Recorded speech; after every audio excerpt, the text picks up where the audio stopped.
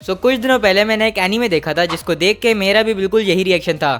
मजा आया और यही मजा मैं आप सभी को देना चाहता हूँ। लेकिन हो सकता है आप में से काफी सारे लोगों ने ये एनीमे पहले से देख रखा हो, बट आई एम श्योर के मोस्ट ऑफ द पीपल ने ये एनीमे नहीं देखा होगा। उसका रीजन ये है कि ये इंडिया और पाकिस्तान जैसी कंट्रीज में कुछ खास फेमस नहीं है। वहीं देखा जाए दूसरी कंट्रीज में तो इसकी पॉपुलैरिटी नेक्स्ट लेवल पर है। मैं यहाँ बात कर रहा हूँ ब्लैक क्लोवर एनीमे की, और आज की इस वीडियो में हम इसी एनीमे के बारे में बात करेंगे। मेरे कहने का मतलब है इसके यूनिवर्स, इसकी स्टोरी लाइन, इसके कुछ एपिसोड और इसके इंटरेस्टिंग कैरेक्टर को जानेंगे। इस वीडियो का मकसद होगा कि आपके अंदर इस एनीमे के लिए इंटरेस्ट पैदा करना। वो कहते हैं ना, चिंगारी लगाने वाला काम, कुछ वैसा ही करने वाला हूँ इस वीडियो में, ताकि आप इस एनीमे से रिलेटेड और भी वीडियो की डिमांड करो और मैं भी वीडियोस लाता रहूं। सो इंट्रो टाइम होता है यहीं पर खत्म, तो जल्दी से वीडियो को स्टार्ट करते हैं। सो एनीमे स्टार्ट होता है दो बच्चों से जिनको बचपन में ही चर्च के बाहर अनाथ छोड़ दिया गया था। ऐसे में उस चर्च के फादर अपने और अनाथ बच्चों के साथ उन दोनों को भी पालने लगे, जिसमें से एक बच्चे का नाम था यूनो और दूसरे का नाम था आस्था, और यही हमारा मेन कैरेक्टर भी है। लेकिन अब आगे की स्टोरी जानने से पहले हम थोड़ा सा इस एनीमे के यूनिवर्स को समझ लेते हैं। तो ये एनीमे मैजिकल यूनिवर्स को फॉलो करता है, जहाँ हर इंसान के पास बर्थ से ही मैजिक रहता है।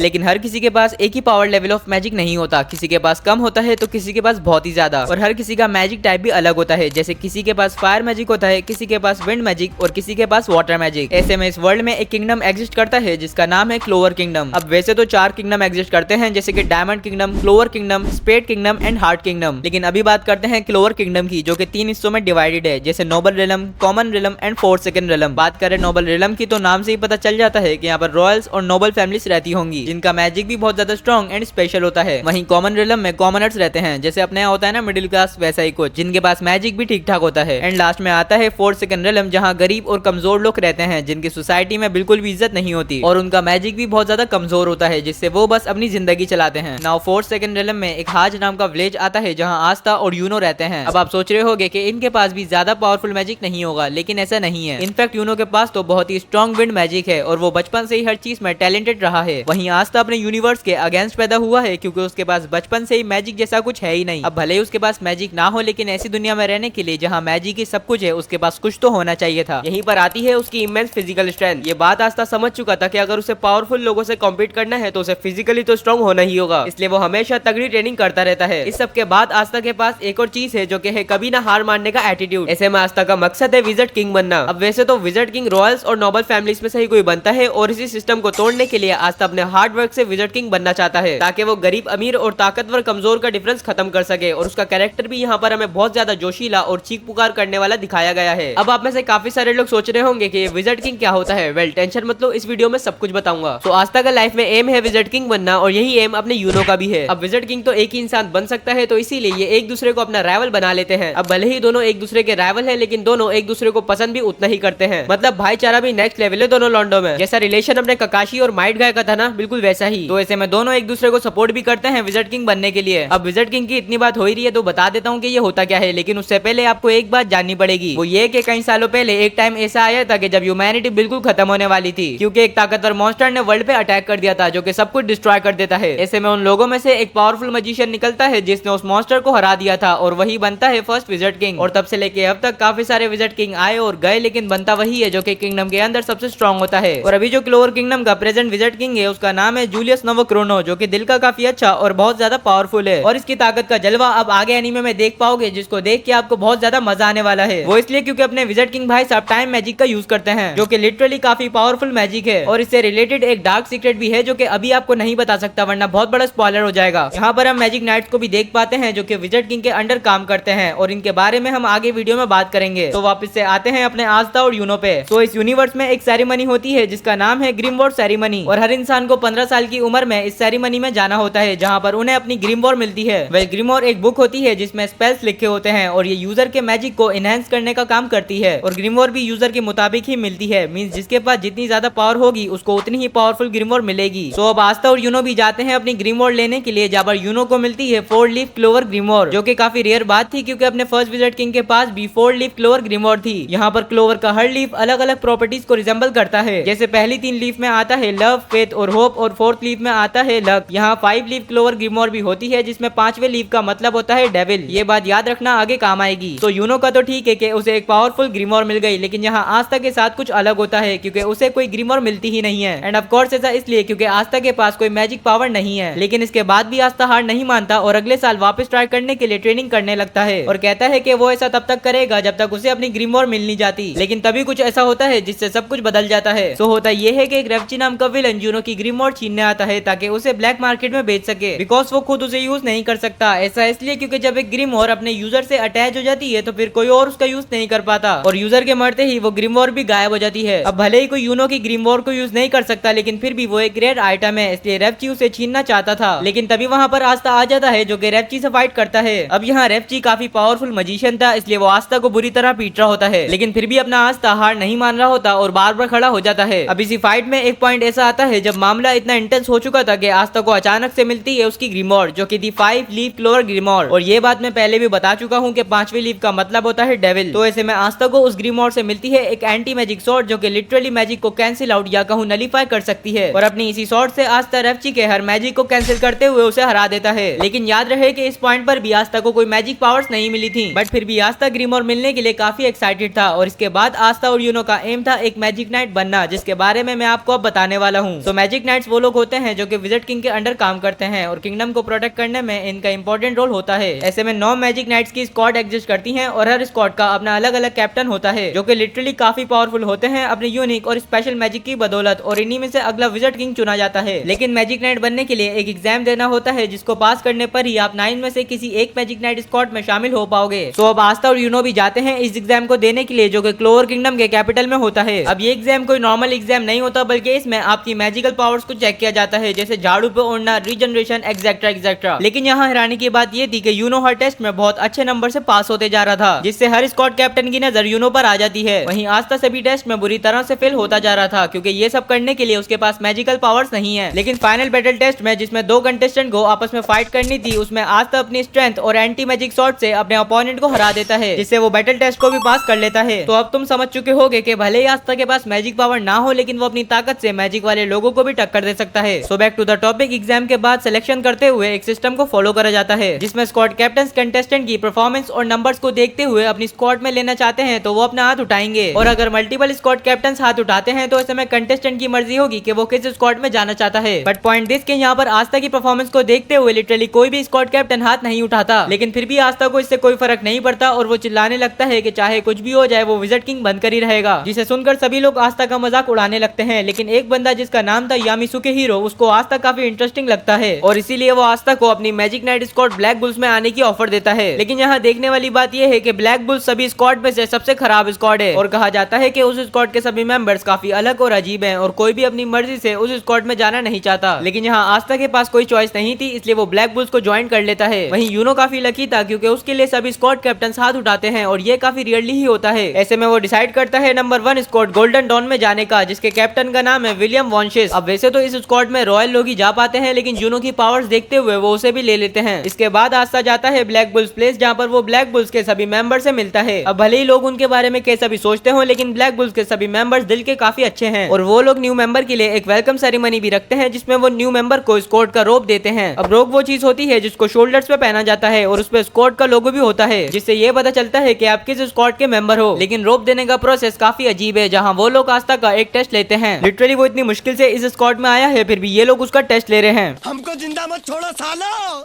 हम कोई मंदिर का घंटा है कि कोई भी आके बजा जाता है।